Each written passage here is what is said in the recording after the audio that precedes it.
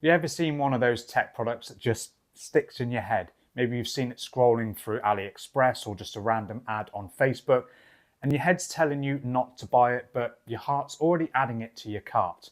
Well, for me, that is the Blackview A96. Of course, it's not a Samsung, it's not a Pixel, I mean, it's not even really a Poco or a Realme, but something about this Blackview A96 just made me want to pick it up and have a look at it. So I did. I picked it up in one of each color that it was available in off AliExpress. So now it's time to talk about it.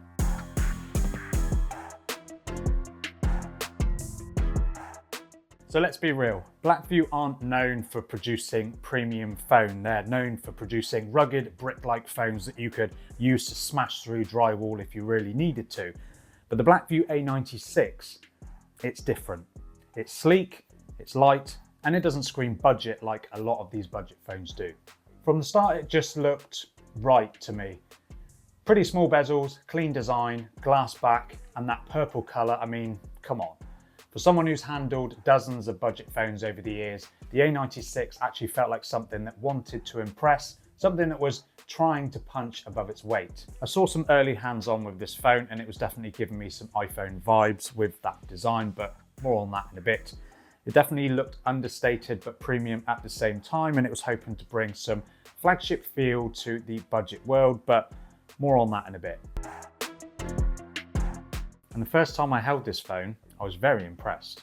The 6.5-inch 120Hz display looked sharp, colours were punchier than I expected from an LCD, and the bezels were there, and there is a bit of a chin at the bottom, but the punch hole cutout at the top helped make the phone feel modern. And the weight, it was light, not cheap plastic light, but comfortably one-handable. And at around 193 grams, it's way easier to hold all day than some of those chunky phones that weigh 220 grams plus. And build-wise, the flat sides are made of aluminium and the matte back is made of glass, which definitely hides fingerprints well. And if I handed this to someone and told them it cost 300 quid, I think they'd believe it. So yeah, first impressions, nailed it. Now let's talk speed. Now, of course, the MediaTek G99 is an old chip. It's not an attention grabber, but you know what? It just works. I've tested this chip in loads of budget phones and tablets, and you know what? It just quietly gets the job done.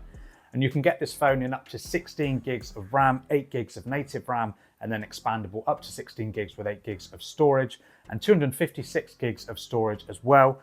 Overall, performance on this, it's not going to be flying through graphic intense games, but just a bit of light Asphalt 9, Call of Duty, something like that, it absolutely flies, no problem at all. Don't be put off with the fact that the G99 has been out for a few years, because I've used this, like I said, on plenty of phones, and yeah, it's been absolutely great. And that 120Hz refresh rate definitely helps as well. Animations feel fluid, and it makes even basic tasks like scrolling Instagram feel a little bit more premium.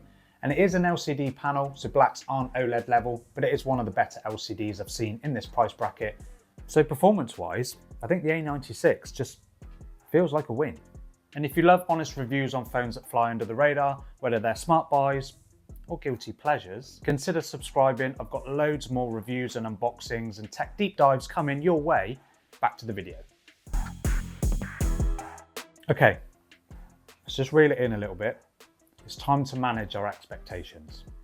The Blackview A96 has a 48 megapixel main camera, and that's paired with an 8 megapixel ultra wide / macro camera and a 2 megapixel depth camera. And you also get a 16 megapixel selfie camera.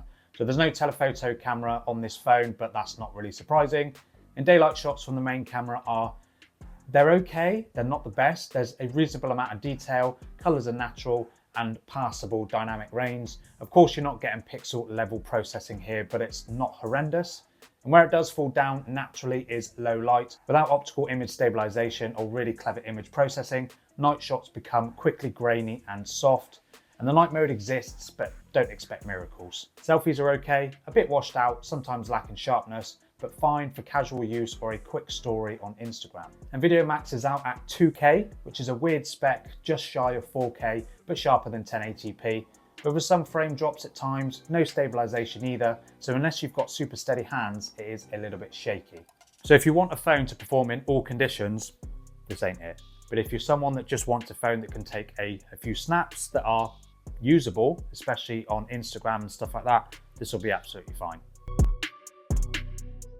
Now, if there's one main reason that I wouldn't recommend the Blackview A96 to everyone, it's the software support. Blackview phones run Doke OS, a custom Android skin that feels a little bit like a blend between stock Android and the early EMUI. It is feature rich with nice little extras like split screen, multitasking, customizable gestures, and a floating window mode. And the phone launched with Android 13, which for 2023 to 2024 is fine, but here's the problem.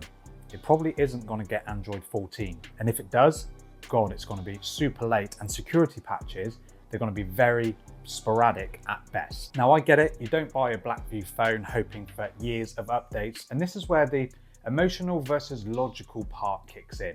Emotionally, I wanted this phone. I like how it looks, I like how it feels, and I do really like using it. Logically, it's not a long-term investment. It's like leasing a cool car that you know you won't keep. It's fun now, but there's no roadmap for the future. For a tech reviewer or a phone enthusiast that's swapping out their phones all the time, that's absolutely fine. But for most people, I would imagine watching this video that's looking for a phone to keep for 2 to 3 years and wants software support, this ain't it. And you might think the 4380 mAh battery might deliver average battery life at best. But you know what? The Blackview A96 did surprise me. It got me through a full day and then some. If you're a light user, you could definitely stretch it to 2 days. Thanks to that efficient G99 processor and that LCD display, you get some really great battery life on this phone. Charging speed is limited to just 18 watts, so don't expect miracles when you're charging your phone up. And of course, naturally, there's no wireless charging, but you can't really expect it at the sub £200, although Motorola G75 is just a shade over 200 quid, and that's got wireless charging, so it is coming slowly. And then a couple of extras. You get stereo speakers tuned by Harman Kardon. They're okay, they're not the best. They get a bit tinny at high volumes, but they're perfect for watching videos on YouTube and stuff like that. Of course, the G99 being a 4G only phone, so you unfortunately don't get any 5G connectivity. For some people, of course, that will be a deal breaker. For me, I actually find 4G speeds fast enough for what I need to do, but of course some people might be a little bit more demanding in terms of what they do when they can't get to a Wi-Fi connection.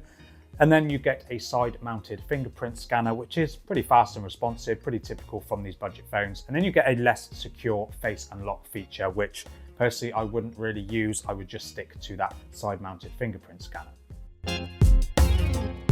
So that's the big question, right? So let me put it this way. If you're someone that swaps your phone out every year or every couple of years or whatever, and you want your new tech to feel more premium than the price suggests, definitely the A96 is definitely a fun phone to use and is absolutely fine for everyday use, at least for me. But of course, if you're looking for longevity and a lot of software support, I can't recommend it for that. You obviously get better software support from the likes of Samsung, Motorola are stepping their game up as well, and then Poco and Realme do offer some really great phones with more software support than what the A96 is going to give you.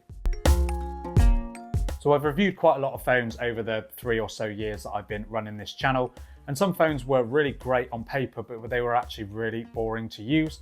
Whereas the Blackview A96, it's not amazing on paper, it's pretty average on paper, but it exceeded my expectations in terms of everyday use, especially with its aesthetics and its build quality. And of course, it's not the best value, but I'm still glad I bought it. Well, then. And sometimes tech is more about emotion than it is about logic. And it's definitely scratched an itch that I've had for a couple of years, at least since this phone was released. And would I use it as my main phone forever? No. But will I miss them when I sell them? Yeah, probably.